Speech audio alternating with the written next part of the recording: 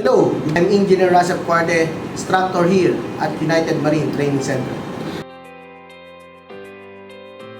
First of all, si Tatay is a seafarer, so that's inspired me to become a seafarer also, no? That's why I took up Bachelor of Science in Marine Transportation. So, that time, mahirap din sa kaya. Any offer, sabi ko nga sa isip ko, i-accept ko. So, the first offer was the messman. So, ginarap ko na agad yung opportunity, no? From messman, na-promote ako papuntang deck cadet. Next contract na binigay sa akin is ordinary seaman naman. Ang OS, noong 10 months yung contract ko noon. Pagkatapos noon, umuwi ako and then me and my family decided na siguro kailangan mag-stop muna ako sa pagbabarko dahil nga delikado.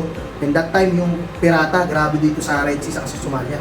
So, kaya yun, nag-stop muna ako and then nag-aaral ako ng Bachelor of Science in Electrical Engineering.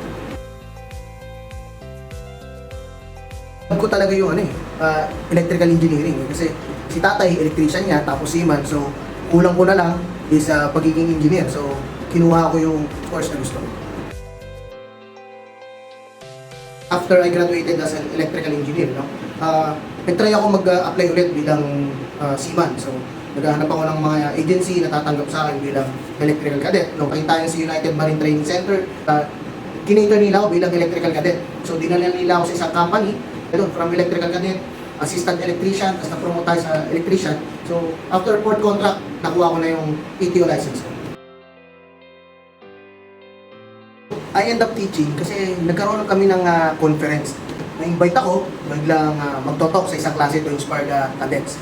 So, nakita ko yung sarili ko. Sabi ko, parang kinukul ako ng teaching. From electrical cadet ako dito ako nag-training. Sabi ko, okay din yata maging instructor para ma-share ko naman yung knowledge ko sa mga parating na generations.